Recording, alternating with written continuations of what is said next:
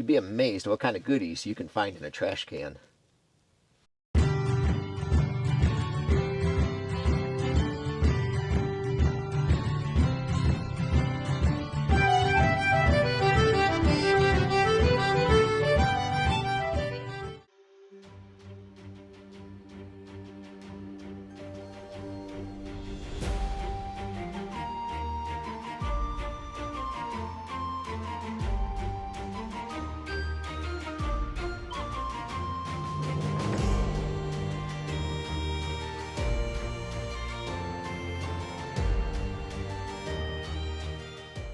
Hey friends, welcome back to the Renewed Homestead. I'm Ben. There's the pond. I got a trash can. Yeah, you probably already figured that one out. We're replacing the fish in the pond. You know, before, a year and a half or so ago, we got 100 trout.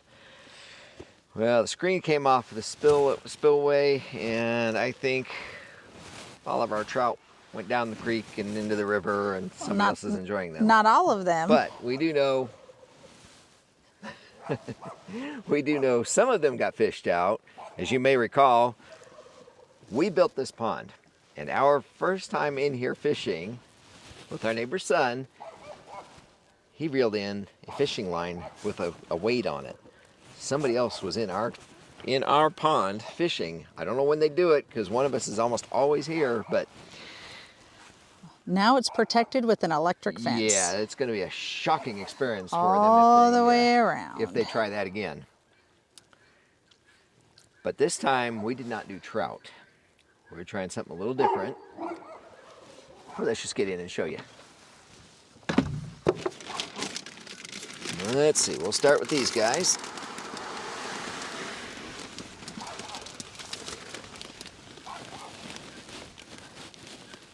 We've got 100 channel cats. And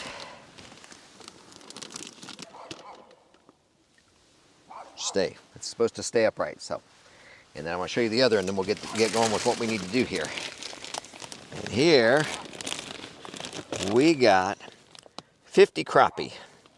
And he said, don't worry, they play possum, they'll kind of float like they're dead, and they'll just take off. So yeah, we got 50 that can reproduce. So I know some of you are going to go, oh, your catfish are going to eat your crappie. Well, there'll probably be some of that. That will probably happen.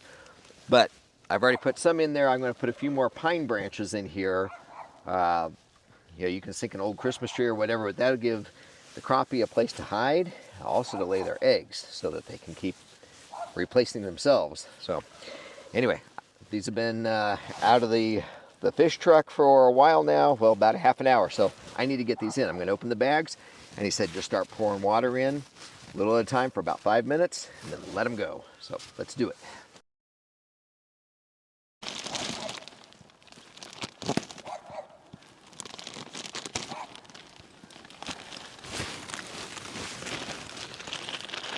And they've got a lot of food in here already, because there are thousands of tadpoles.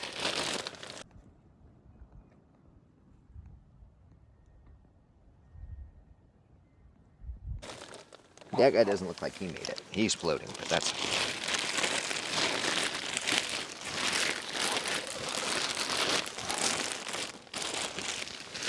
All right, so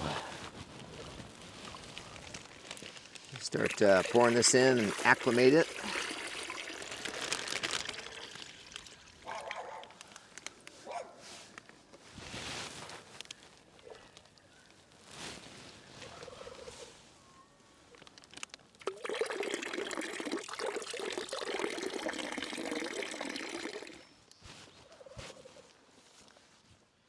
Ready? Mm-hmm.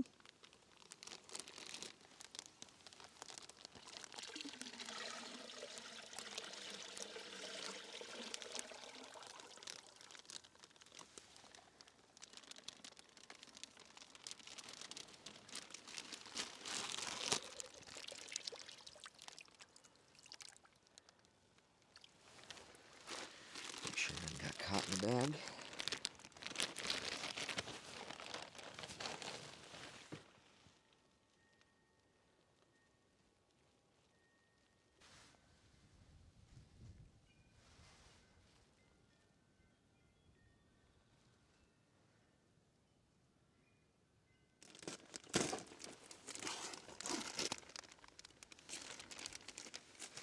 Look at them all. Look like little sharks.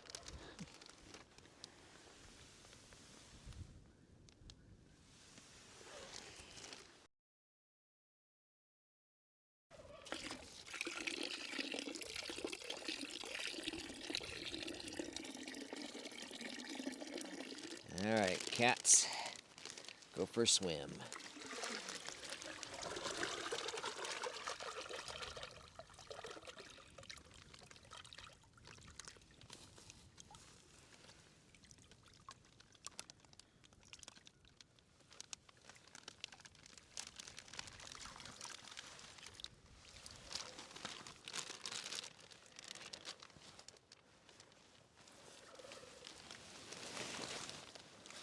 Ooh.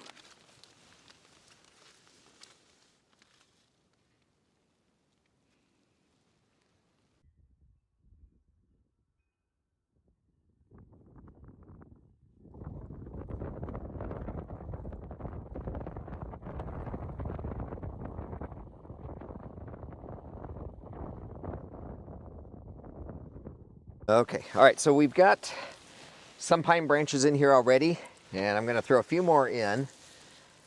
Now I thought about trying to tie a rock or a brick or something to it to sink it to the bottom, and I might do that in the future. This might sink on its own, but I want those crappie to have a place to, you know, propagate and to hide. We do get cranes that come through the area, and as those catfish get bigger, I don't think they'll eat them, but they would certainly eat their eggs if they had the opportunity. So we'll get these in here.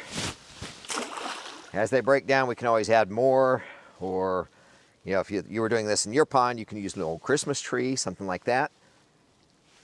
But anyway, that gives them a nice little ecosystem to hide in. And as you saw, there are a ton of frog eggs, frog babies. Tadpoles. Tadpoles, that's what they are, tadpoles.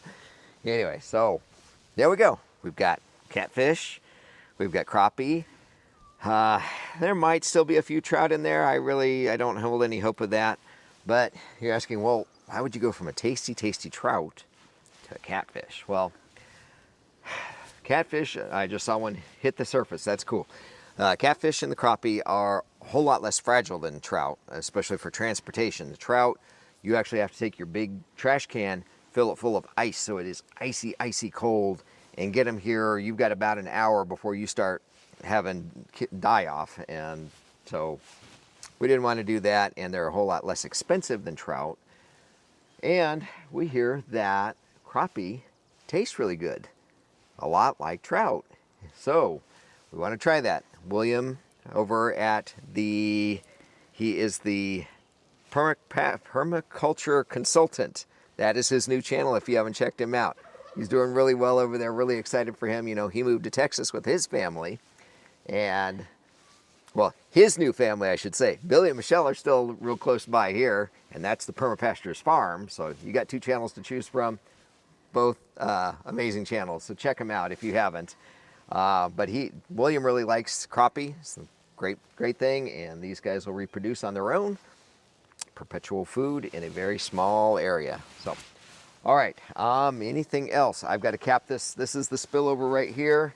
This goes back to the creek, and you're thinking, well, you should have done that before you did the fish. Well, yes, except the water's not coming in right now, so the water level is below that. It's not even going in, but I will do that right now, and then we're good. But anyway, it's just another exciting thing going on the homestead, and my hands are cold. It's cold out today. It was supposed to be 61, but there we are. That's the update from the pond. And let me know if you're getting trout or any other fish in your pond, if you have a pond. And I think that's about it, folks. We've got the homesteading event, the Farm where you live. Farm where you